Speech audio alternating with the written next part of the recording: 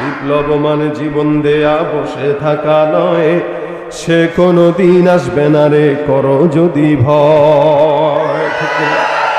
বিপ্লব মানে জীবন দেয়া বসে থাকা নয়, সে কোনো দিন আসবে না রে করো যদি ভয়। বিপ্লব মানে জীবন দেয়া বসে থাকা নয়, সে কোনো দিন আসবে না রে করো যদি ভয়। আসবে বিজয় রক্ত আর জীবনের বিনিময়, আসবে বিজয় রক্ত আর জীবনের বিনিময়। বিপ্লব মানে জীবন দেয়া বসে থাকা নয়, সে কোনো দিন আসবে না রে করো যদি ভয়।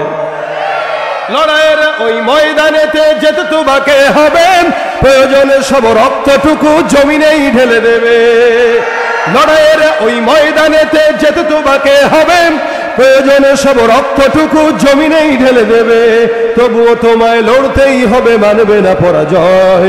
তবুও তোমায় লড়তেই হবে, মানবে না পরাজয়। বিপ্লব মানে জীবন দেয়া বসে থাকা নয়, সে কোনো দিন আসবে না রে করো যদি ভয়। আসবে বিজয় রক্ত আর জীবনের বিনিময়, আসবে বিজয় রক্ত আর জীবনের বিনিময়। বিপ্লব মানে জীবন দেয়া বসে থাকা নয়, সে কোনো দিন আসবে না রে করো যদি ভয়। ঠিক কিনা? আমরা ভয় পাবো কাকে? আল্লাহ কবুল করুক, বলেন আমিন। আমাদের পরিচয় আমরা আখিরি নবীর উম্মত। তার মানে আমরা উম্মত হিসেবে আমাদের নেতা হিসেবে একমাত্র কাকে গ্রহণ করব? বলে মুহাম্মদুর রাসূলুল্লাহ। সন্দেহ আছে ভাই? অনেকজনকে নেতা বানিয়ে দেখেছি, ফায়দা হয় নাই। যাদেরকে নেতা বানিয়েছেন টিস্যুর মতো ব্যবহার করে ফেলে দিয়েছে। যাদেরকে নেতা বানিয়েছেন আপনাকে না বলেই চলে গিয়েছে। সুতরাং এরকম কাউকে নেতা বানাইতে চাই না যারা আমাদেরকে রেখে চলে যায়। আমরা এমন জনকেই নেতা বানাতে চাই যে মরণের পরেও আমাকে খুঁজে বের করে জান্নাতে নিয়ে যাবে। ঠিক কিনা বলেন?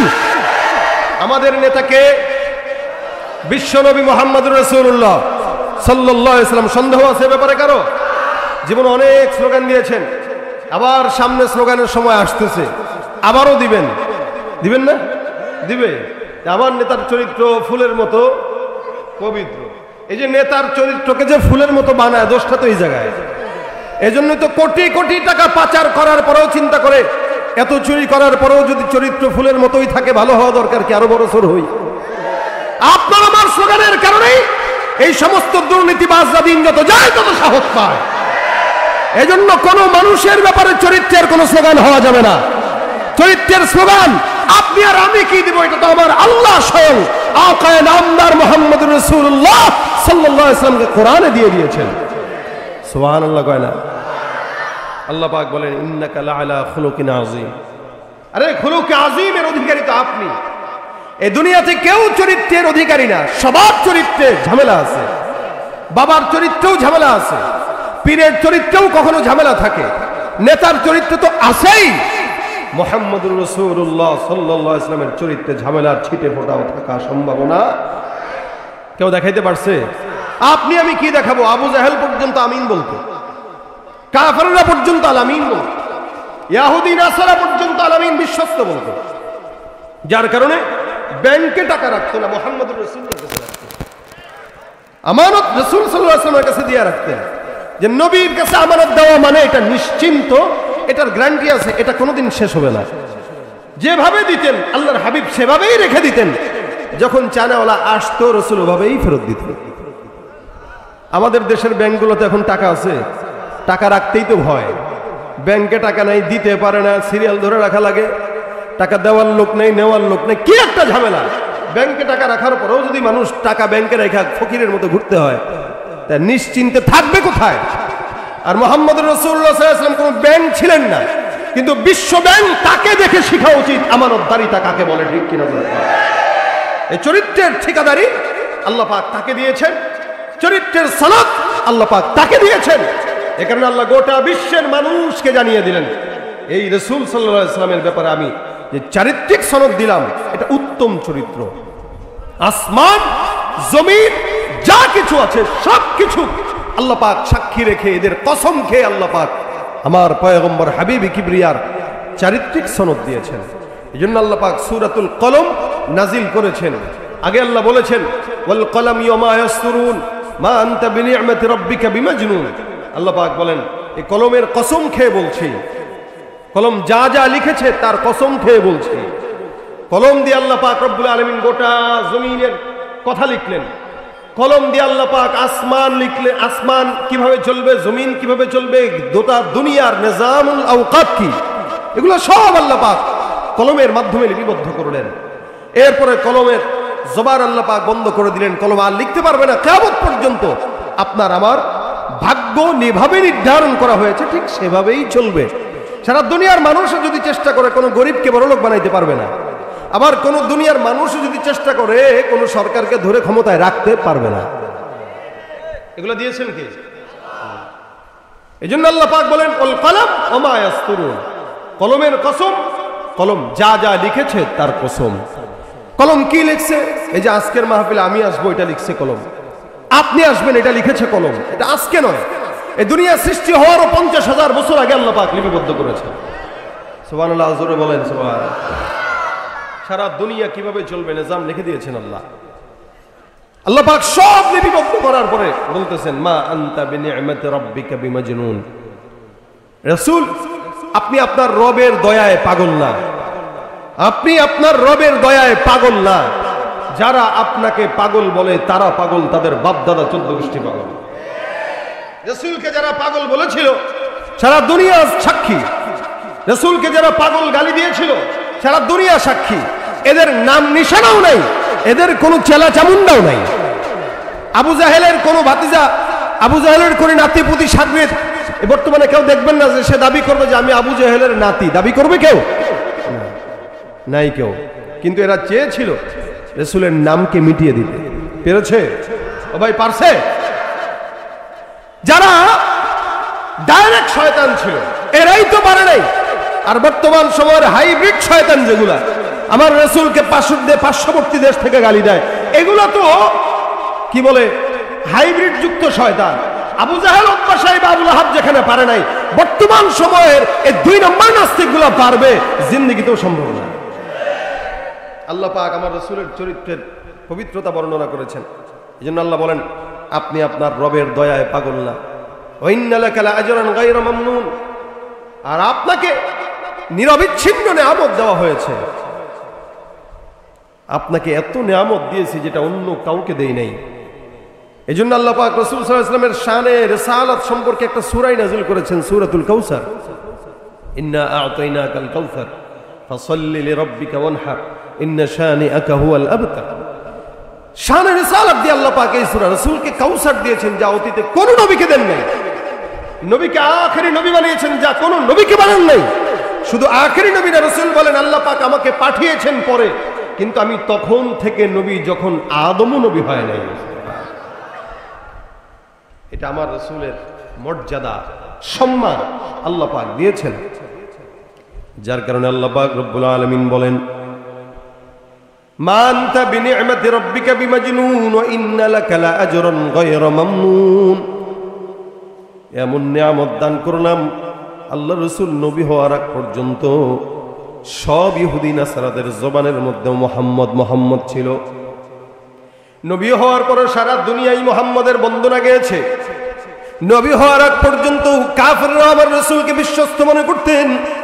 আল্লাহ রাসূল সাল্লাল্লাহু আলাইহি ওয়াসাল্লাম তাদের মাঝখানে এত বিশ্বস্ততা অর্জন করেছে, যার কারণে তারা গুরুত্বপূর্ণ কোনো কিছু যদি ঘটতো অন্য কারো দিকে নজর না গেলেও মুহাম্মদের দিকে নজরটা যেত। কারণ তারাও জানতো এই জমিনের মধ্যে, আরবের মধ্যে সবচাইতে বিশ্বস্ত, সৎ আর ইখলাসওয়ালা মানুষ সেটার নাম হলো মুহাম্মদ। ভাইরা আমার, যখন কাবাটা আবার নতুন করে নির্মাণ করা হয়, ওই নির্মাণের সময় কুরাইশ বংশ সহ মক্কার সব ভালো ভালো বংশের মানুষগুলো কাবা ঘর নির্মাণ করার জন্য আবার রেডি হয়ে গেল, নির্মাণ হয়ে গেল। হাজরে আসওয়াদটা এত বিশাল দামি পাথর, যেই পাথরটা চুমা দেওয়ার কারণে মানুষের গুনাহ মাফ হয়ে যায়। আল্লাহ রাসূল সাল্লাল্লাহু আলাইহি ওয়াসাল্লাম বলেন এই হাজরে আসওয়াদটা তো আসওয়াদ পাথর ছিল না, এটা তো সাদা পাথর ছিল, যেটা জান্নাত থেকে আগত। এই জান্নাতি পাথরটা মানুষের চুমার কারণে কালো হয়ে গেছে, গুনাহ টানতে টানতে কালো হয়ে গেছে। এই পাথরটাকে কে এই জায়গাটায় বসাবে? এমন সম্মানিত বংশ যদি কেউ থাকে, তোমরা একটু মাশওয়ারায় বসো, কে বসাইতে পারবে? কালো পাথর বসানোর মতো মানুষ আর পাওয়া যায় না। কে বসাবে? বলে আমি বসাবো। সে বলে আমি বসাবো। সব বংশের লোকেরা একই কথা বলে, এটা আমার হক। আরেকজন বলে এটা আমার হক। কিন্তু না না, মাশওয়ারা সাপেক্ষে একটা রায় সিদ্ধান্ত হলো যে সকালবেলা ওই সাফা পাহাড়ের থেকে কে লোকটা আগে এই মাতাফের মধ্যে ঢুকবে, ওই ব্যক্তিটাই তো হাজরে আসওয়াদ পাথরটাকে মক্কার মধ্যে সে নিজের হাত দিয়ে বসায় দিবে। কাবা ঘরের মধ্যে ওই লোকটাই বসায় দিবে। অপেক্ষমান, যার যার মতো করে তাকায়, কোথায় সকালবেলা কে আগে ঢুকবে। সাফা পাহাড়ের চিপা থেকে কোন লোকটা আগে আসে, সবার দৃষ্টি ওদিকে নিবদ্ধ।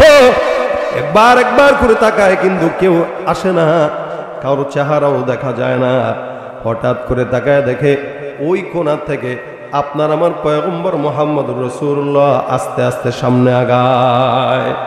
সবার প্রথম রাসূল আসছেন, আল্লাহ পাক রব্বুল আলামিনের পয়গম্বর আসলেন। নবী করিম সাল্লাল্লাহু আলাইহি ওয়াসাল্লাম আসার পর সব কাফেররা একত্রিত হয়ে ডাক দেয়া বলে, মুহাম্মদ তুমি যে আসলা ভালো হয়েছে, একটা কাজের জন্য আমরা আটকে গেছি। বলে কিসের কাজ? এই যে কাবাটা নির্মাণ করলাম, হাজরে আসওয়াদটাকে এই জায়গায় বসাবো। কে বসাবে? আমার বংশ সেরা। সে বলে তার বংশ সেরা।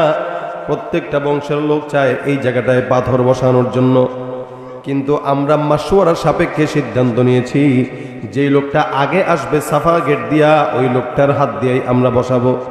আলহামদুলিল্লাহ, সকাল সকাল আমরা তোমাকে এই জায়গা দিয়ে প্রবেশ করতে দেখলাম। তুমি এমন একজন মানুষ, যেই মানুষের ব্যাপারে আমাদের কারো কোনো দ্বিমত নাই। তুমি বরকতি এবং তুমি বিশ্বস্ত। সুবহানাল্লাহ। আল্লাহ রাসূল সাল্লাল্লাহু আলাইহি ওয়াসাল্লাম দেখেন, যদিও নবী না, কিন্তু মেধাটা কেমন, নবুয়তি মেধা। পয়গম্বর ডাক দেয়া বলে, আমার কি করণীয়? বলে সুন্দর করে পাথরটা উঠে এই জায়গায় লাগায় দাও। আল্লাহ নবী সাল্লাল্লাহু আলাইহি ওয়াসাল্লাম চাইলে একাই লাগাইতে পারতেন, কিন্তু সেটা করেন নাই। আল্লাহ রাসূল কি করলেন? নবী করিম সুন্দর করে একটা চাদর নিলেন, চাদরটার মধ্যে পাথরটা রাখলেন। নবী আমার ডাক দেয়া বলে, এ মক্কার সরদারেরা, প্রত্যেকটা গোত্রের থেকে একজন সর্দার করে আসো, আর এই কাপড়টার মধ্যে একবার এই পাশে ধরো, আরেক দল এই পাশে ধরো। আমি নিজেও পাথরটাকে কাপড়ের উপরে উঠায় দেই। তাহলে এত সুন্দর একটা বরকতময় কাজের সাক্ষী সবাই মিলে একসঙ্গে হতে পারবো। রাসূল সাল্লাল্লাহু আলাইহি ওয়াসাল্লাম এটা উঠায় দিলেন। তারপরে সবাই মিলে ধরলেন। আল্লাহর নবী নিজের হাত দিয়ে ওইটাকে সুন্দর করে লাগায় দিলেন। এত বড় গুরুত্বপূর্ণ একটা কাজ, যেখানে মুহাম্মদ রাসূলুল্লাহ সাল্লাল্লাহু আলাইহি ওয়াসাল্লামকে উনি আসছেন, করছেন, এই ব্যাপারে কোনো মক্কার কাফেরদের কথা নাই। কেন? আল্লাহ পাক শুধুমাত্র মুসলমানদের মধ্যেই নয়, ইহুদি নাসারা কাফের বেঈমানদের দিলের ভিতরেও মুহাম্মদুর রাসূলুল্লাহর মহব্বত 100% ঢুকায় রাখছেন। শুধুমাত্র অহংকারের কারণেই তারা ইসলাম কবুল করে নাই। আমাদের এই দেশেও যারা ইসলাম বিরোধিতা করে, এরা নিজেরা নিজেদেরকে মুসলমান দাবি করে, এরা নিজেরা নিজেদেরকে অনেক ইমানদার দাবি করে, কিন্তু ঠিকমতো নামাজ আদায় করে না, ইমানের পথে চলে না, ঠিকমতো কোরআন সুন্নাহর মতো চলে না, ইমান ইসলামের হক আদায় করে চলে না, কোরআনের রাস্তায় চলতে চায় না। কেন? কারণ একটাই, অহংকার আর ক্ষমতার দাপট। এই অহংকার আর ক্ষমতার দাপটের কারণেই ইহুদি নাসারা আমার রাসূল সাল্লাল্লাহু আলাইহি ওয়াসাল্লামকে এরা মানতো ঠিকই, জানতো ঠিকই, কিন্তু ইসলামের ছায়াপথে তারা আসেনি।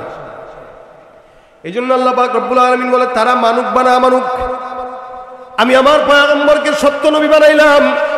আল্লাহর হাবিব রাসূল সাল্লাল্লাহু আলাইহি ওয়াসাল্লামকে সতর্ক করে বলেছেন, ওয়াসাওয়াউন আলাইহিম আনযারতাহুম আম লাম তুনযিরহুম লা ইউমিনুন।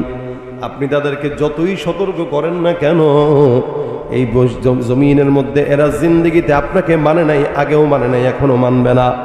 এদেরকে দাওয়াত দেওয়া আর না দেওয়া বরাবর। কেন? এদের অহংকারী হয়ে, এদের নফস আছে এরা বুঝে না, কান আছে শুনে না, চেহারা আছে, চোখ আছে দেখে না, এদের সব কিছু আছে দেখে না। এরপর আল্লাহ পাক কি বলতেছেন? উলাইকা, এরা হচ্ছে চতুষ্পদ জন্তুর মতো, বালহুম আদাল।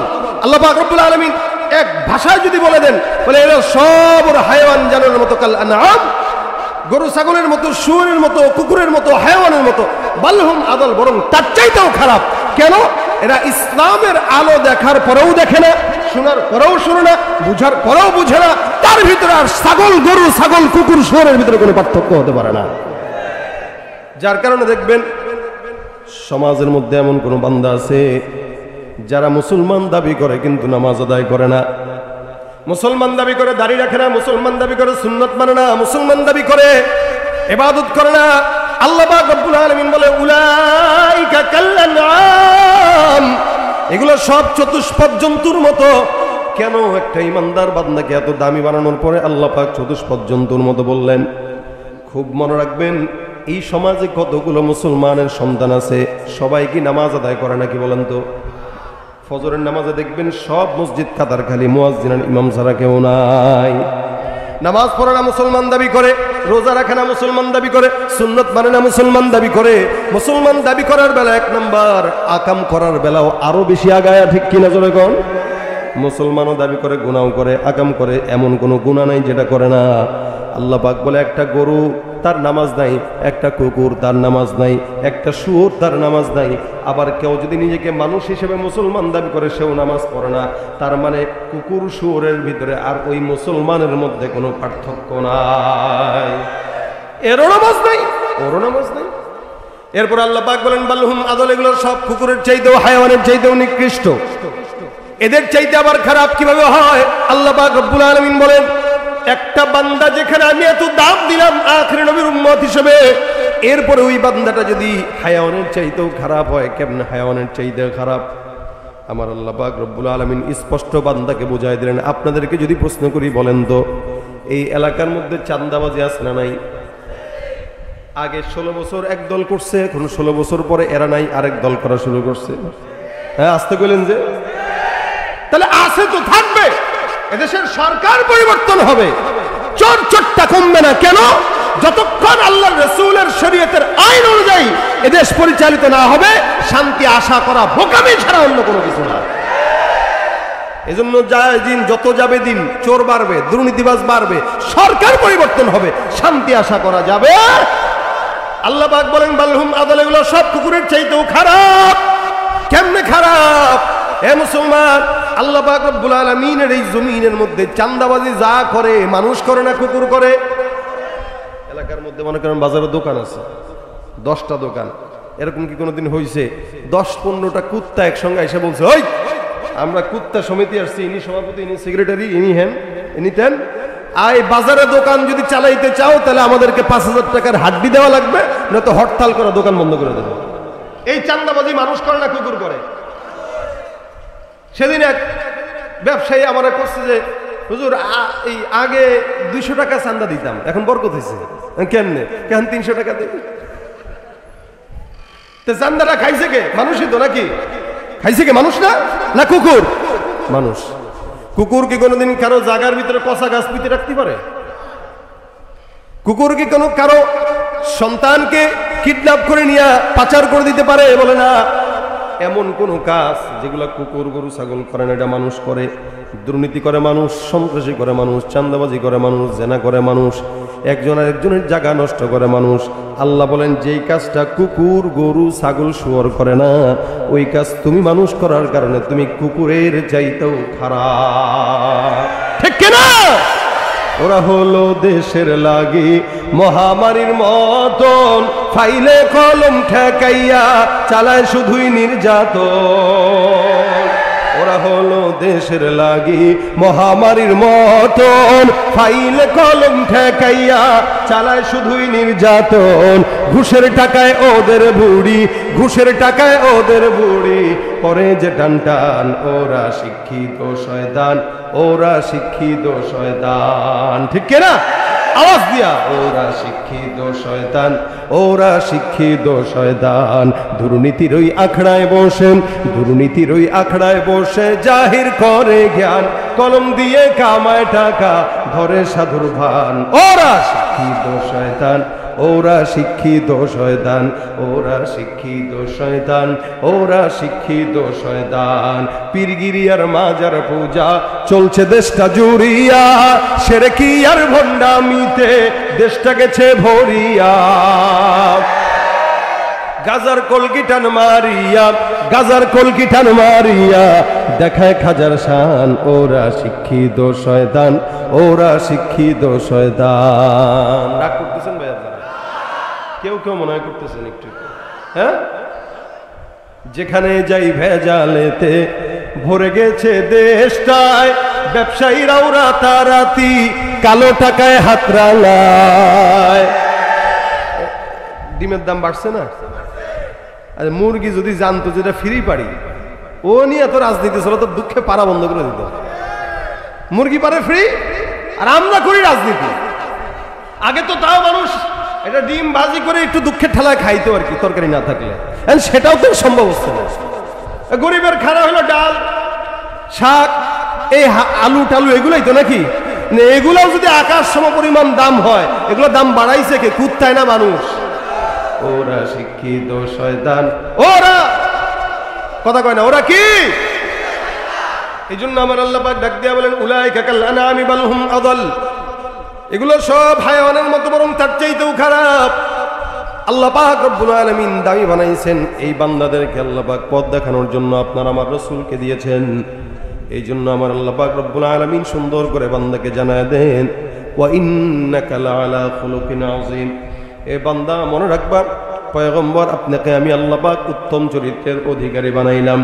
ফাসাতুবসিরু ওয়া ইউবসিরুন বিআইয়িকুমুল মাফতুন। যারা ফিতনা এতদিন পর্যন্ত লাগাইলো, এরাও দেখবে, সারা দুনিয়া দেখবে যে মূলত পাগল কি মোহাম্মদ নাকি ওরা, মূলত ফিতনাবাজ কি মোহাম্মদ নাকি ওরা। সারা দুনিয়া আজকে দেখতেছে। বলেন তো, আবু জাহেল, উতবা, সাইবা আল্লাহ রাসূলের নাম মিটাই দিতে চাইছিল, পারছে? আচ্ছা, ওরা কি এখন আমাদের কাছে ভালো না খারাপ? শুধু খারাপ না, সবচাইতে নিকৃষ্ট যদি কেউ থাকে তারা। এখানে এমন একজন কেউ নাই যার বাপের নাম আবু জাহেল ছিল। আছে কেউ? অথবা দাদার নাম ছিল? কেউ নাই। কেউ বলতেও পারবে না যে ভাই আমার আব্বার নাম কোন না। আবুল আহাব তো আছে, চিন্তা করেছি সন্তানের নামটা আবুল আহাব রেখে দিই, কোরআনে তো আছে। কারো নাম পাবেন না খুঁজে, একটা মানুষের নাম নাই। অথচ এরাই আল্লাহ রাসূলের নাম মিটাই দিতে চাইছে, পারে নাই। আল্লাহ পাক বলেন মুহাম্মদ, আপনার নাম যারা মিটিয়ে দিতে চায়, আমি আল্লাহ পাক এদের নাম মিটাই দিলাম। সারা দুনিয়ার দিকে তাকায় দেখেন, প্রত্যেকটা মুসলমানের নামের শুরুতে মুহাম্মদ আছে না নাই? আর তাদের অবস্থা দেখেন, মক্কায় যাবেন, হাজী সাহেবরা আগে ঢুকেই খুঁজে আবু জাহেলের বাসা কোনটা, একটু হাইগে নিয়ে। আসলেই আমার গত রমজানের আগের রমজানে একজনের সাথে দেখা, মুরব্বী একটা, খুব দৌড়ে দৌড়ে আসতেছে। আমার দেখে বুঝছে, হুজুর কি আবু জাহেলের বাড়ি কোনটা, কোন দিকে? আমি কাকা বাড়ি তো আর নাই, কও যেটা আছে ওটাই। আমি কি করবেন, কে দিয়ে যাচ্ছেন? আরে বাবা, বহুক্ষণ ধরে এটা চাবিয়া রেখেছি, ও আর কতক্ষণ থেকে। তার মানে সে আবু জাহেলের বাড়িতে একটু ছাড়তে যাচ্ছে। আপনাদেরকেও ছাড়ার তৌফিক দিক। তোর বাসা তো যেটা ছিল ওই জায়গায় এখন হাজী সাহেবদের জন্য বাথরুম বানায় রাখছে। হাজী সাহেবরা মনের সুখে সেখানে পটি করে। তা আপনারাও নিয়ত করবেন, আল্লাহ একটু আমাদেরকেও তৌফিক দিও। তো ওখানে যাওয়া মানে তো আল্লাহর ঘর দেখা, ঠিক না? ও চাইছে মিটায় দিতে, পারে নাই। যার নাম মিটায় দিতে চাইছে, তার নাম সারা বিশ্বের প্রত্যেকটা মানুষের ঘরে ঘরে। নামের শুরুতেই মোহাম্মদ আছে কিনা নাই? মোহাম্মদ নাম যার থাকে, আল্লাহ রাসূলের নামের বরকতেই তাকে মাফ করে দিবেন ইনশাআল্লাহ, এবং তার নামের বরকতে তার ঘরে বরকত দিয়ে দিবে আল্লাহ পাক রব্বুল আলামিন। এটা হলো আমার পয়গম্বর। হে মুসলমান, সেই নবীর উম্মত আমরা হইলাম। দামি না কম দামি বলেন তো? এত দামি উম্মত পয়গম্বর সাল্লাল্লাহু আলাইহি ওয়াসাল্লামের দামের কারণে আল্লাহ পাক রব্বুল আলামিন আমাদেরকে এত সম্মানিত করেছেন। জান্নাতে যখন যাবে, আমরা জান্নাতে ঢোকার আগে অন্য কোন নবীর উম্মত জান্নাতে ঢুকবে না। সুবহানাল্লাহ। আমরা এই যে সুবহানাল্লাহ 2-4 জন বলছেন, বাকিরা বলেন, জোরে বলেন সুবহানাল্লাহ। পিছনের ভাইরা বলেন সুবহানাল্লাহ। এই যে বললেন, যে আপনাদের বিশ্বাস হবে কিনা জানি না, একবার সুবহানাল্লাহ বলছেন তো জান্নাতে একটা গাছ লেগে গেছে। রাসূল সাল্লাল্লাহু আলাইহি ওয়াসাল্লাম বলেন, ইন্না ফিল জান্নাতি লা শাজারা। কেউ যদি সুবহানাল্লাহর আওয়াজ একবার দেয়, আল্লাহ পাক রব্বুল আলামিন তার জান্নাতে একটা গাছ লাগায় দিবেন। যারা যারা বলছেন একটা গাছ লেগে গেছে, এখন যারা বলছেন আরেকটা লাগছে, আবার আরেকটা লাগছে সুবহানাল্লাহ।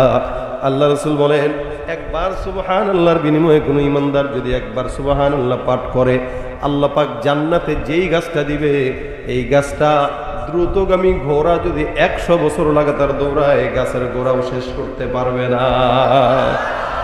কত সম্মানিত এই ব্যক্তিকে আল্লাহ এই উম্মতকে দিয়েছেন, সম্মান দান করেছেন। আমরা সুবহানাল্লাহ বললেও সওয়াব, আলহামদুলিল্লাহ বললেও সওয়াব, লা ইলাহা ইল্লাল্লাহ বললেও সওয়াব, সাল্লাল্লাহু আলাইহি ওয়াসাল্লাম বললেও সওয়াব। যেটাই বলবেন বলার দরকার নেই, খালি নিয়ত করবেন। এটা আমাদের জন্য স্পেশাল অফার। কোন ইমানদার যদি নিয়ত করে, মনে করেন নিয়ত করেন আগামী কালের ফজর নামাজ পড়বো ইনশাআল্লাহ, নিয়ত করেন ইনশাআল্লাহ। এই যে নিয়তটা করছেন, আল্লাহ রাসূল বলেন কাতাবাল্লাহু লাহু হাসানাতান কামিলা, আমলনামায় একটা পূর্ণ নেকি লেখা হয়ে গেছে। খালি নিয়ত করছেন, আর কিচ্ছু করেন না, খালি নিয়ত করছেন। আর গুনাহের নিয়ত করবেন, নবী বলেন না করা পর্যন্ত গুনাহ লেখা হবে না, করার পরেও গুনাহ লেখা হয় না। করার পরে বান্দাকে আলাদা টাইম দেওয়া হয়, সময় বেঁধে দেওয়া হয়। এই সময়ের ভিতরে যদি বান্দা মাফ চায় না তো বা খালাস, আর যদি না চায় তারপরে লিখবা, তবে গুনাহ একটা লেখাও একটা। আর নেকির নিয়ত করছে, করে নাই, নিয়ত করছে, দিয়া দাও, নেকি দিয়া দাও, সুবহানাল্লাহ।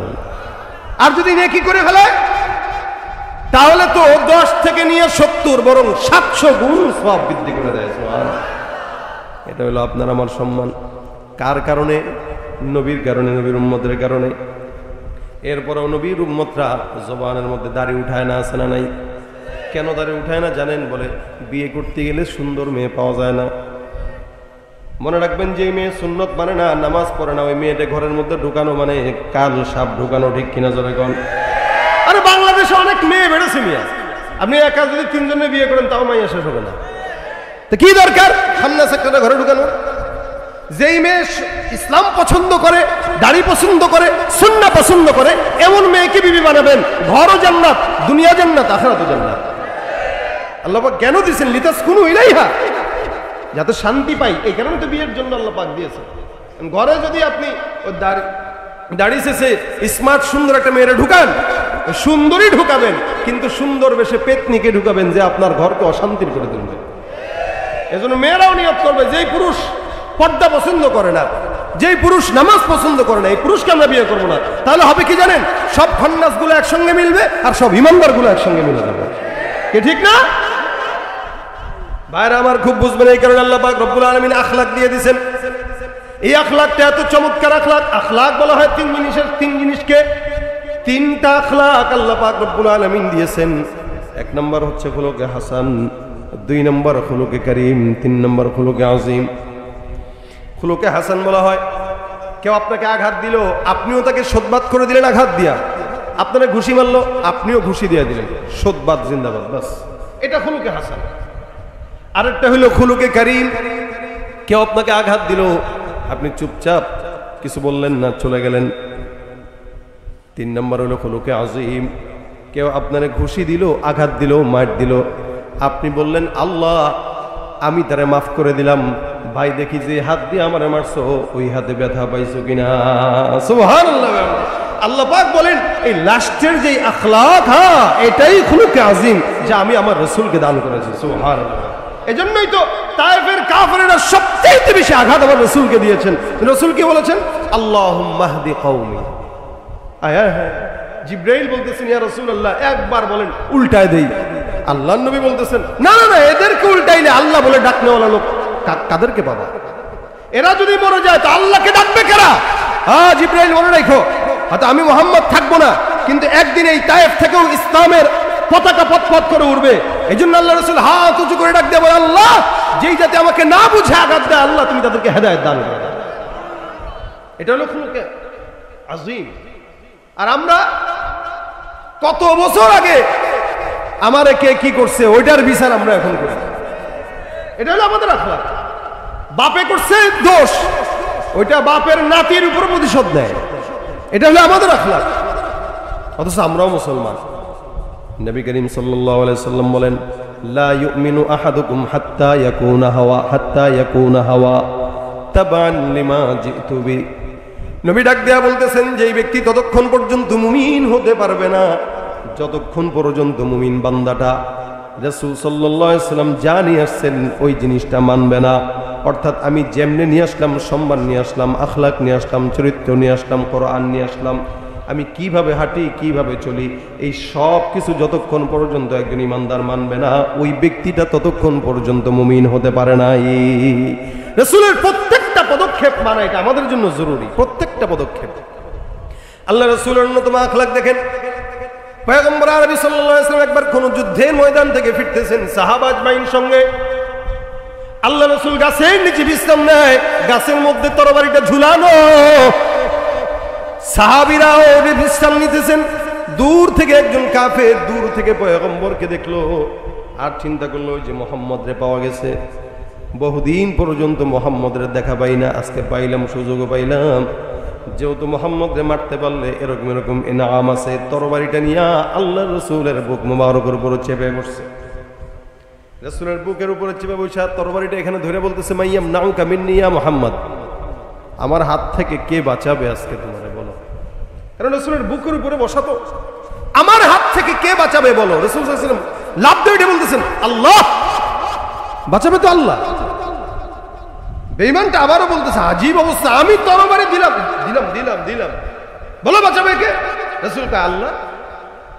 আরে কিরে, আমি তরবারি ধরে রাখলাম, আমি উপরে বসে রইলাম, দিলেই মরে যাবে, আরে বলতেছে আল্লাহ। আল্লাহ নবী সাল্লাল্লাহু আলাইহি ওয়াসাল্লাম যখন আল্লাহ আল্লাহ বলতেছিলেন, আল্লাহ পাক রব্বুল আলামিনের ভয় তার ভিতরে প্রকম্পিত সৃষ্টি করে হাত কাঁপতে কাঁপতে তরবারি পড়ে গেছে।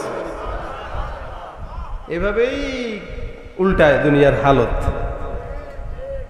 তো পড়ে গেছে, রাসূল সাল্লাল্লাহু আলাইহি ওয়াসাল্লাম আর দেরি করেন নাই, উনি ঝটকা দিয়ে উঠে গেছেন। উঠে আবার এই বেঈমানকে ধরছে, ধইরা বৈশা তরবারি লাগায় বলতেছে, মাইয়াম নাউকা মিন্নি, সুবহানাল্লাহ, এখন আমার থেকে তোরে বাঁচাবে কে বল? একটু আগে তুই ছিলি ক্ষমতাশীল, আর এখন আল্লাহ সেটা আমাকে দিয়ে দিছে সিনায় তোর থেকে নিয়ে, এখন তুই বল তোরে বাঁচাবে কে? কাফের কয়, মুহাম্মদ তুমি ছাড়া তো আর কেউ নেই। রাসূল সাল্লাল্লাহু আলাইহি ওয়াসাল্লামের এই দৃশ্য সাহাবারা দেখতেছেন আর বলতেছেন, দানি ইয়া রাসূলুল্লাহ, হুজুর একটু সুযোগ দেন না, এটা এখানেই শেষ করি। রাসূল বলেন, না, আখলাক এমন একটা জিনিস যেটা তরবারি দিয়েও পাওয়া যায় না। আখলাক দেখায় দাও, কাফের বেঈমানরা অটোমেটিক ইসলামের ছায়াতলে ঢুকে যাবে। সুবহানাল্লাহ।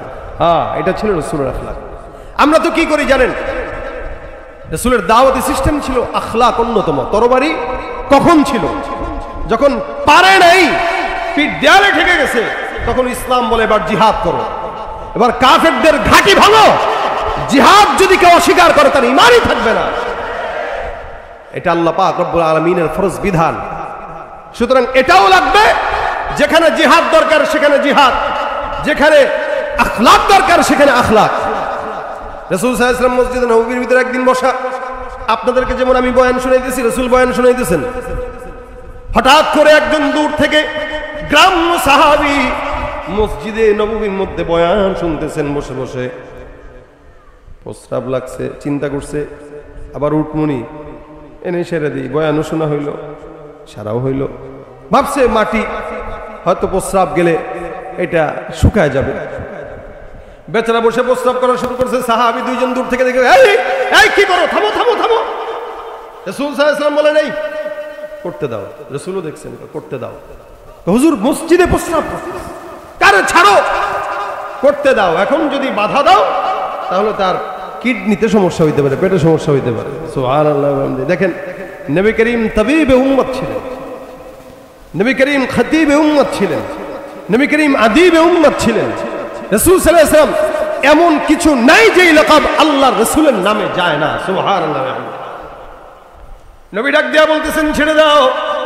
মসজিদে নববীর মধ্যে প্রস্রাব করে, প্রস্রাব করতে দাও। প্রস্রাব করা শেষ হলে তারা আমার কাছে ডাকো। আল্লাহর নবী সাল্লাল্লাহু আলাইহি ওয়াসাল্লাম প্রস্রাব শেষ করার পরে বান্দাকে ডাকলো। নবী আমার ডাক দিয়া বলে, সাহাবা আজমাইনের দল, এটা সুন্দর করে বালতি দিয়ে পানি এনে মসজিদটাকে একটু ধুয়ে দাও। আর এই সাহাবীকে ডাক দিয়া বলে, সাহাবী, আল্লাহর ঘর মসজিদের মধ্যে প্রস্রাব করতে হয় না, এটা পবিত্রতার খেলাফ। রাসূল সাল্লাল্লাহু আলাইহি ওয়াসাল্লাম মাথার মধ্যে হাত বুলায় সুন্দর করে বুঝায় দিলেন। আল্লাহর নবী বুঝাইলেন, সাহাবী বুঝলেন, সাহাবা একরাম মসজিদটাকে সুন্দর করে পরিচ্ছন্ন করে দিলেন। এ মুসলমান, এই কাহিনী দেখার পর ওই সাহাবী গ্রাম্য যিনি আসছেন উনি আল্লাহর কাছে হাত তুলে বলে, আল্লাহুম্মা আরহামনি ওয়ারহাম মুহাম্মাদা ওয়ালা তারহাম মা'না আহাদা। আল্লাহ তুমি আমারে হেদায়েত করো, আমারে রহমত করো, আর মুহাম্মদ রহমত করো, এছাড়া অন্য কোনো বান্দাকে আর রহমত করো না। দোয়া করে দিছে, আল্লাহ আমারে রহমত করো আর মুহাম্মদকে রহমত করো, আর কাউকে রহমত দিও না আল্লাহ। সাহাবায়ে কেরাম শুনলেন, শুনে এক দেখে রাসূলুল্লাহ এটা কি ধরনের দোয়া করবো? এনে আমরা কতগুলো মানুষ আছি, ও দোয়ার ব্যাপারে এত কৃপণ, একত দোষ করছে, মসজিদে প্রস্রাব করছে, আবার দোয়া করতেছে তার জন্য আর আপনার জন্য, আমাদেরকে বাদ দিয়ে দিল। রাসূল বলে, এটা কি দোয়া করলা তুমি? সাহাবী কইতেছে, হুজুর তো কি দোয়া করবো? কয় দোয়া আবার করো, আবার করো। আল্লাহুম্মা আরহামনি ওয়ারহাম মুহাম্মাদা ওয়ালা তারহাম মা'না আহাদা। আল্লাহ তুমি আমারে রহমত করো, মুহাম্মদকে রহমত করো, আর কাউরে রহমত দিও না। আবারও একই দোয়া। এবার সাহাবী ডাক দেখো, হুজুর এই যে প্রস্রাব একটু করছিলাম বুঝি তো নাই, যাই একটু বসছি, এরা যা শুরু করছিল আপনি না থাকলে তো কাবাব বানাই দিত, এদের জন্য দোয়া করব। এই জন্য চিন্তা করলাম রাসূল আপনার জন্য আর আমার জন্য দোয়া করি। এই জন্য আল্লাহ নবী হাদিসে বলেছেন, ইয়াসসিরু ওয়ালা তুআসসিরু বাশশিরু ওয়ালা তুনাফফিরু। মানুষকে জাহান্নামের ভয় দেখানোর আগে জান্নাতের সুসংবাদ দাও। সহজ করো, কঠিন করো না, কারণ ইসলাম সহজ ভাবে এসেছে, এটা সহজ করলে মানুষ ঢুকে। আমাদের দাওয়াতের সুরত হইল এটা, কেউ দাঁড়ায় আছে সিগারেট টানতেছে, আপনি দেখে গেলেন, এই তুই কার পুত্রে? অমুকের পুত। তোর কি লজ্জা শরম কিছু নাই? তুই মুরব্বিকের সামনে এরকম সিগারেট টানতেছিস, ব্যাপার কি? তোর বাপের কাছে করছি, দাঁড়া। এই যে আপনি করছেন বলে বিচার দিলেন তার কাছে, সে কি করবে জানেন? সে পরের দিন বলবে, বুড়া গতকাল তো এমনি খাইছিলাম লুকায়, আজকে তো ধোয়াটা তোমার নাকেই ছাড়বো। দেখবেন ধোয়া নাকে ছেড়ে দিবে। অথবা মসজিদে যাচ্ছেন আপনি, দুই চারজন গল্প করতেছে, আপনি বললেন, এই বেয়াদব, কোন ঘরে জন্ম নিয়েছিস? তোর বাপ মা কি মুসলমান না? নামাজের সময় চল মসজিদে। সুন্দর করে ডাক দেওয়া, বুড়ার ঘরের বুড়া নিজের নামাজ নিজে পড়েন, যান, আমরা বুড়া হইলে আমরাও পড়বো। হ্যাঁ, বর্তমান সময়ের ছেলেরা যেই বেয়াদব এগুলোই করবে। আর সিস্টেমটা যদি এরকম না হয়, এরকম হয় যে কেউ আড্ডা দিচ্ছে, নামাজ পড়ে নাই, আপনি তার সামনে দিয়ে যাওয়ার সময় আসসালামু আলাইকুম রাহমাতুল্লাহ, নামাজ হয়ে গেছে, সময় হয়ে গেছে, ভাই সময় থাকলে একটু চলেন। একদিন, 2 দিন, 3 দিন, 4 দিন, 5 দিন, 10 দিনের মাথায় সে চিন্তা করবে, কিরে আমার বয়সে একজন লোক সে প্রতিদিন নামাজ পড়ে, আমি পড়ি না, চল তো আজকে আমি সহ যাই। অথবা আপনি কাউকে সালাম পান না, আপনি নিজে সালাম দেওয়া শুরু করেন, এটা আখলাকে নবী। আপনি নিজে সালাম দেন। বাচ্চাকে যখন প্রতিনিয়ত আপনি সালাম দিবেন, তখন একদিন শরম পেয়ে বাচ্চা আগে আপনাকে সালাম দেওয়া শুরু করবে। আমরা তো মনে করি মাদ্রাসায় পড়ে এই ছাত্র আমাকে সালাম দিল না কেন, কিরে মাদ্রাসার হুজুররা কি কিছু শিখায়নি? না, হুজুররা শিখাইছে, কিন্তু আপনি শিখাবেন, কারণ আপনি বড়। সালাম আপনি আগে দিবেন। নবী করিম সাল্লাল্লাহু আলাইহি ওয়াসাল্লাম বাচ্চাদেরকে আগে সালাম দিতেন, মানুষকে আগে সালাম দিতেন। কেন? যে আগে সালাম দিল সে নেকি বেশি কামাইছে। সুতরাং এই আখলাকটা যদি অন্যকে ফেট দিয়ে না হয়ে আমলটা নিজের মাধ্যমে উঠে আসে, তাহলে আশা করা যায় আমার আখলাক দেখে অন্যরাও আখলাক শিখবে। এটাই খুলুকে আযম। এজন্য আল্লাহ পাক রব্বুল আলামিন যেন আমাদেরকে রাসূলের আখলাক ধরার তৌফিক দান করে, বলেন আমিন। নিজে আগে কার্যক্রম করে দেখাবো, আমি আগে নামাজ পড়বো, আমার সন্তানকে আগে আমি সালাম দিব। আজকে ঘরের ভিতরে সালাম নাই, রাসূলের সুন্নাহ এটা। ঘরে সালাম বাবা সন্তানকে দেয় না, সন্তান বাবাকে দেয় না, বিবিকে স্বামী দেয় না, স্বামী বিবিকে দেয় না। কেন? লজ্জা লাগে। আরে বিবিরে সালাম দিতে আবার কিসের লজ্জা? স্বামীকে সালাম দিতে আবার কিসের লজ্জা? এগুলোর কোনো লজ্জা পাইলে লজ্জা পাওয়ার বিষয় না। এখন আপনি ঘরে সালাম দেওয়া শুরু করেন, আপনার সন্তানও সালাম শিখবে। আপনি আপনার ছাত্রকে সালাম দেওয়া শুরু করেন, ছাত্র আপনাকে সালাম দেওয়া শিখবে। এটা আখলাকে নবী। এই জন্য রাসূল করিম সাল্লাল্লাহু আলাইহি ওয়াসাল্লাম বলেন, আমি যা নিয়ে আসছি যতক্ষণ পর্যন্ত এগুলা না মানবা ততক্ষণ মুমিন না। লা ইউমিনু আহাদুকুম হাত্তা ইয়াকুনা হাওয়াহু তাবান লিমা জিতু বিহি। ভাইরা আমার, রাসূলের সঙ্গে মহব্বত করা দরকার। আমাদের মহব্বতটা অনেক দূর হয়ে গেছে, যার কারণে আমাদের সুন্নাত, রাসূলের সুন্নাত আমাদের মুখে প্রকাশ পায় না, আমাদের টুপি দাড়িতে প্রকাশ পায় না, আমাদের কথাবার্তায় প্রকাশ পায় না। এই কারণে রাসূল সাল্লাল্লাহু আলাইহি ওয়াসাল্লামের সাথে মহব্বত তৈরি হওয়ার জন্য ছোট্ট একটা কাজ আছে। এই কাজটা যদি আমি আপনাদেরকে বলি, আপনারা মানার ইচ্ছা আছে তো? ইনশাআল্লাহ। আগে আমার জন্য দোয়া করবেন যেন আল্লাহ পাক আগে আমার ভিতরে দেয়, তারপরে আপনাদেরকে দেয়, বলেন আমিন। এক কি এটা? কেউ যদি নবীর সাথে মহব্বত তৈরি করতে চান, জুড়তে চান, সবচাইতে বড় একটা আমল আছে। সেটা কি? রাসূল সাল্লাল্লাহু আলাইহি ওয়াসাল্লামের উপরে দুরুদের আমল। আল্লাহর নবী বলেন, মান সাল্লা আলাইয়া সালাতান ওয়াহিদা সাল্লাল্লাহু আলাইহি আশারা, কেউ যদি একবার দুরূদ পাঠ করে আমার উপরে, আল্লাহ পাক তার উপরে 10 বার রহমত নাযিল করে দিবেন। আপনি পড়বেন একবার, আল্লাহ দিবে কয়বার? 10 বার। রাসূল সাল্লাল্লাহু আলাইহি ওয়াসাল্লাম অন্য হাদিসে বলেন, কেউ যদি একবার দুরূদ পড়ে আল্লাহ পাক 10 বার রহমতের পাশাপাশি 10টা গুনাহ মাফ করে দিবেন। শুধু তাই না, 10 বার সম্মান উঁচু করে দিবেন। সুবহানাল্লাহ। তাহলে বসে আছি ঘরে অথবা বাহিরে অথবা ব্যবসা বাণিজ্যে অথবা যে কোনো জায়গায়, আমাদের হাতের কাজ আছে, পায়ের কাজ আছে, জবানের তো কোনো কাজ থাকে না। তো জবানের একটা কাজ, হ্যাঁ, কিছু কিছু সময় আমাদের জবানের কাজ থাকে কি, চায়ের দোকানে বসে বসে গীবত শেখায়াত করা। কি বলেন, ঠিক না? বাস বসে বসে গীবত চলতেছে। একটু ভাই সামনে সামনে আগায় যান, একটু সামনে সামনে আগায় যান, পিছন থেকে কেউ তো নড়ে না, তারা আমার বলাটা ফাও, একটু আগায় যান। যারা পিছনে আসবে এনারা যেন বসার সুযোগ পায়, একটু আগায় যান। সবাই আগায় যান, দাঁড়ানো ভাইদেরকে বসার সুযোগ করে দেন। তো দেখা যায় হাতের কাজ আছে, পায়ের কাজ আছে, জবানের কোনো কাজ নেই। তো জবানের কাজ একটা উঠাবো, সাল্লাল্লাহু আলাইহি ওয়াসাল্লাম। হ্যাঁ, লম্বা দুরূদ পড়তে যদি অনেক কষ্ট হয়, লম্বা দুরূদ পড়ার সময় নাই, বাট কষ্ট হচ্ছে বা অন্য কোনো কিছু, তাহলে ছোট্ট দুরূদ রাসূল করিম সাল্লাল্লাহু আলাইহি ওয়াসাল্লাম শিখিয়েছেন, আল্লাহুম্মা সাল্লি আলা মুহাম্মাদিন নবিয়্যিল উম্মি। বাস এতটুকু। এটাও যদি না পারেন, সাল্লাল্লাহু আলাইহি ওয়াসাল্লাম। এই ছোট্ট দুরূদটা যদি কেউ পড়েন, সপ্তাহে রাসূল সাল্লাল্লাহু আলাইহি ওয়াসাল্লামের কাছে আপনার নাম সহ, ঠিকানা সহ, বাবার নাম, এলাকার নাম সব সহ আল্লাহর হাবিবের কাছে আপনার আমলনামা পৌঁছানো হয়। যখন আল্লাহর হাবিবের কাছে আপনার আমলনামা পৌঁছানো হবে, এখানে লেখা থাকবে আব্দুর রহমানের ছেলে আব্দুল্লাহ, যশোর মন্ডলপাড়া থেকে এই জায়গায় রাসূলের কাছে 100 বার দুরূদের আমল পৌঁছাইছেন। আচ্ছা বলেন তো, সপ্তাহে একদিন যদি আপনাদের এলাকার কেউ আমার সাথে ফোনে যোগাযোগ করে, আমি কি তাকে চিনবো কি চিনবো না? চিনবো। কেন? এই সপ্তাহে সে একদিন না একদিন আমার সাথে কথা বলে। আপনি যদি প্রতিদিন রাসূলকে 100 বার দুরূদ শরীফ পড়েন বা 200 বার দুরূদ শরীফ পড়েন, তো রাসূলও তো আপনাকে চিনবে। কবরে যাইতে দেরি, আল্লাহ নবী সাল্লাল্লাহু আলাইহি ওয়াসাল্লাম বলেন, আমার জান্নাতের পাশে আমি তাকে টান দিয়া বসায় দেব। আওলান নাস বি ইয়াউমাল কিয়ামা আকসারুহুম আলাইয়া সালাত। নবী করিম সাল্লাল্লাহু আলাইহি ওয়াসাল্লাম বলেন, জান্নাতে আমার পাশের ঘরে থাকবে, আমার পাশে, আমি যেই ঘরে থাকবো, নবী বলেন আমার পাশের ঘরে জান্নাতে ওই ব্যক্তি থাকবে যে দুনিয়াতে আমার উপরে বেশি বেশি দুরূদ পড়বে। রাসূলের উপরে যে বেশি যত দুরূদ পড়বে, ওই ব্যক্তি তত রাসূলের পাশে জান্নাতে থাকবে। আমরা কারা কারা রাসূলের সাথে জান্নাতে থাকতে চাই? আল্লাহ তুমি কবুল করো, যারা বলেন আমিন। আমাদের এই যে হাত তোলাটা, এই হাত তোলার বরকতে যেন আল্লাহ পাক আমাদেরকে রাখে রাসূলের সাথে। এখন যেহেতু হাত তুলে ফেলছেন, চান আপনারা সবাই, এটা আপনাদের নিয়ত, নিয়তটাকে বাস্তবে রূপান্তরিত করার জন্য আজকে থেকে নিয়ত করব, যখন সময় হয়, সুযোগ হয়, সাল্লাল্লাহু আলাইহি ওয়াসাল্লাম। আমরা যখন ছাত্র ছিলাম তখন আমাদের ওস্তাদরা বলতেন যে পরীক্ষার হলে যাওয়ার আগে দুরূদ শরীফ পড়ে যাবা, ইনশাআল্লাহ কোনো প্রশ্ন যদি কঠিন হয় আল্লাহ পাক মনে করায় দিবে, আসান করায় দিবে। এটা আমরা ওস্তাদদের থেকে শিখছি, আমল করছি, আলহামদুলিল্লাহ আমরা ফলো পাই। এই মাদ্রাসার আজকে এখানে যার মাধ্যমে আসা, এই মাদ্রাসার শিক্ষক মাওলানা সাইফুল্লাহ সাহেব, আমরা এক সাথী ভাই, আমরা একসাথে পড়ালেখা করেছি। ছাত্র ভাইরা যারা আছে এরা জিজ্ঞাসা করতে পারে ওস্তাদকে, ওস্তাদ আপনাদের কি আমলটা ছিল কিনা? বলবে হ্যাঁ ছিল। অনেক বড় একটা আমল, যেটা দুরূদ শরীফের আমল। জেহেন দুর্বল, দুরূদ শরীফ পড়লে আল্লাহ পাক জেহেনের ধার বানায় দিবে।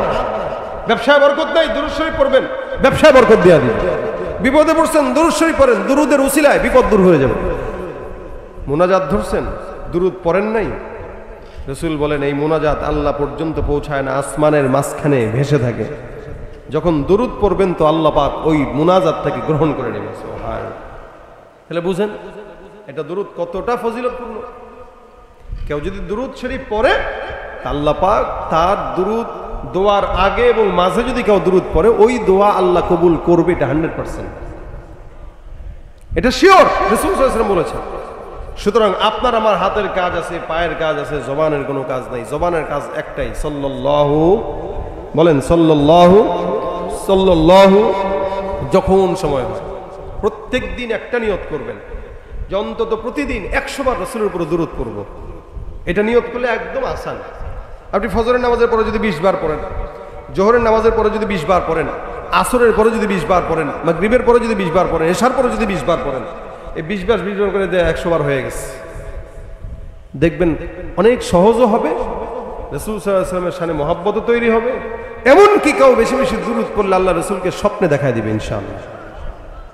আর কোন চোখ যদি রাসূলকে স্বপ্ন দেখে, আশা করা যায় ওই চোখ জাহান্নামে যাবে না ইনশাআল্লাহ। তা আমরা পড়বো তো ইনশাআল্লাহ। আল্লাহ পাক আমাদেরকে তৌফিক দান করুন। পাশাপাশি যে সমস্ত যুবকদের দাড়ি নাই, আপনারা চেষ্টা করবেন জবানে দাড়ি উঠাইতে। এটা রাসূলের অন্যতম একটা আমল। আমরা সুন্নত মনে করলেও এটা সুন্নত না, এটা ওয়াজিব আমল। দাড়ি রাখা এটা কি ওয়াজিব আমল। ওয়াজিব তরক করার গুনাহ 24 ঘন্টা হয়, কারণ আপনি 24 ঘন্টাই দাড়ি কামায় রাখছেন। এমন না যে এখন একটু উঠলো আবার রাত্রেবেলা কেটে ফেলছেন, আবার সকালবেলা উঠছে রাত্রে কেটে ফেলছেন, এরকম তো না। দাড়ি কাটছেন মানে কাটছেন, আপনার দাড়ি নাই। এই দাড়ি না থাকার কারণে 24টা ঘন্টা ওয়াজিব তরক করার গুনাহ আপনার আমলনামায় লেখা হচ্ছে। আপনি নামাজও পড়তেছেন, গুনাহও লেখা হচ্ছে, ফায়দা কি? এই জন্য হার টাইম রাসূল সাল্লাল্লাহু আলাইহি ওয়াসাল্লামের উপর দুরূদ পড়ার চেষ্টা করব এবং জবানে দাড়ি উঠাবো। যতটুকু সুন্নত মানার, মেসওয়াক করা, বেশি বেশি সুন্নত মানা, এই কাজগুলো করার চেষ্টা করব। আল্লাহ পাক যেন আমাদেরকে রাসূলের পাশের জান্নাত দান করে, বলেন আমিন। যদি এগুলো করতে পারি ইনশাআল্লাহ আল্লাহ পাক দিবেন। পাশাপাশি এই ঘরটা আল্লাহ রাসূলের ঘর, আমরা বিশ্বাস করি এই ঘরের সাথে মদিনাওয়ালার রওজার সাথে একটা নূরের কানেকশন আছে। বিশ্বাস আপনাদের হয় কিনা জানি না, কারণ এটা রাসূলের ঘর। এখানে আল্লাহ রাসূলের দ্বীন শিক্ষা দেওয়া হয়, কোরআন শিক্ষা দেওয়া হয়। মসজিদ আল্লাহর ঘর, এটা আল্লাহ রাসূলের ঘর। তো সুতরাং এই ঘরে আপনার সন্তানরা পড়ে। আমরা অনেক সময় সমাজের ভিতরে আমাদের